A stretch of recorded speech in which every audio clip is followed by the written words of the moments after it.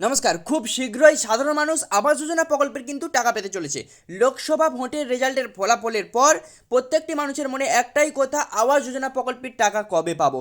তো চলুন, এবার কিন্তু ফাইনাল ডেট জারি হয়ে গিয়েছে এবং সমীক্ষা কবে থেকে শুরু হয়েছে সেটাও কিন্তু আপনাদের দেখিয়ে দেবো। তারপরে কিন্তু আপনারা যে আবাস যোজনা প্রকল্পের যে টাকা সেটি কিন্তু আপনারা পেতে শুরু করবেন। তো চলুন, কথা না বাড়ি ভিডিও শুরু করি। তার আগে এখনো পর্যন্ত যারা চ্যানেলে নতুন, তো চ্যানেলটি কিন্তু অবশ্যই সাবস্ক্রাইব করতে ভুলবে না। কেন্দ্রীয় সরকারের জনপ্রিয় প্রকল্প আবাস যোজনা নিয়ে সম্প্রতি একটি আপডেট সামনে এলো। খুব শীঘ্রই সাধারণ মানুষের আবাস যোজনার টাকা পেতে চলেছেন। লোকসভা নির্বাচনের ফলাফলের প্রকাশিত হওয়ার পর থেকেই সাধারণ মানুষ জানতে চেয়েছিলেন আবাস যোজনার টাকা কবে পাওয়া যাবে। সম্প্রতি এই প্রশ্নের উত্তর মিলল কেন্দ্রীয় সরকারের তরফ থেকে। কেন্দ্রীয় সরকারের আবাস যোজনা মূলত গৃহহীন নাগরিকদের পাকা বাড়ি দেওয়ার হয়। এক্ষেত্রে সরকারের প্রকাশিত তথ্য অনুযায়ী বিপিএল তালিকাভুক্ত গৃহহীন নাগরিকরা এই প্রকল্পের কিন্তু নির্মাণে কিন্তু টাকা কিন্তু পাবেন। কোনো নাগরিক আয় যদি অত্যন্ত কম হয় অথবা আবাসিক ইউনিট না থাকে, সেক্ষেত্রেও ওই নাগরিক আবাস যোজনায় আবেদন করতে পারবেন। উল্লেখ্য, যে সকল ব্যক্তিরা কর প্রদান করেন তারা কোনোভাবেই এই প্রকল্পের সুবিধা পাবেন না। অন্যদিকে যাদের সরকারি চাকরি আছে অথবা যাদের পরিবারে কোনো সদস্য সরকারি চাকরি রয়েছে অথবা যাদের নিজস্ব কোম্পানি রয়েছে কিংবা নিজস্ব বাড়ি আছে, তারাও এই প্রকল্পে আবেদন কিন্তু করতে পারবেন না বা বেনিফিট কিন্তু পাবেন না।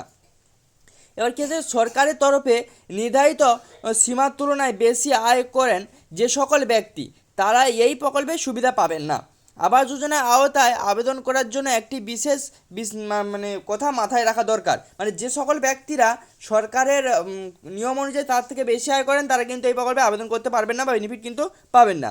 এবার সরকারের তরফ থেকে প্রকাশিত নির্দেশিকা অনুযায়ী ইডব্লিউএস এর অধীনে যে সমস্ত ব্যক্তিরা রয়েছেন, অধীনে আবেদনকারী 3 লক্ষ টাকা বা তার তুলনায় কম হলে কিন্তু আবেদন করতে, বেশি হলে কিন্তু আবেদন কিন্তু করতে পারবে না।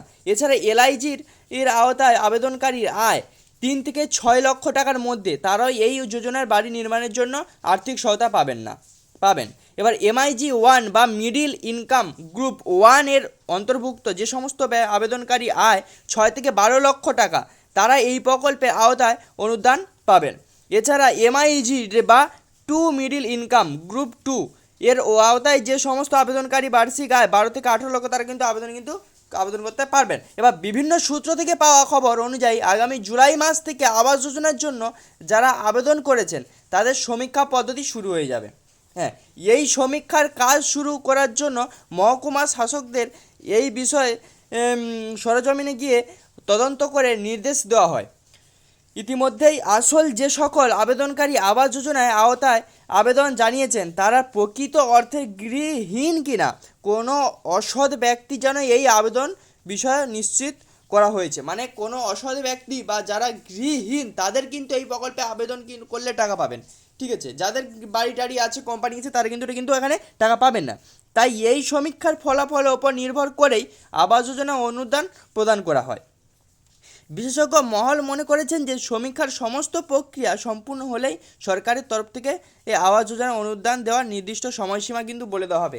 এবার যে আপনাদের যে সমীক্ষাটা হবে, যে সার্ভে করতে আসবে বাড়ি বাড়ি, আপনাদের বাড়ি আছে কিনা বা আপনারা বেশি ইনকাম করছেন কিনা, এই সমস্ত যে সার্ভে হওয়ার পরেই তারপর কিন্তু আপনাদের যে আবাস যোজনার যে বাড়ির যে বেনিফিটের টাকা সেটি কিন্তু ফাইনাল ডেট কিন্তু ঘোষণা করা হবে কবে হবে। এবার জুলাই মাস থেকে কিন্তু আপনাদের কিন্তু সমীক্ষা শুরু হয়ে যাচ্ছে, তারপরে আপনারা কবে টাকা পাবেন বুঝতে পারবেন। তো চলুন, আজকের এইটুকুই, দেখা হচ্ছে পরবর্তী নেক্সট ভিডিওতে। তো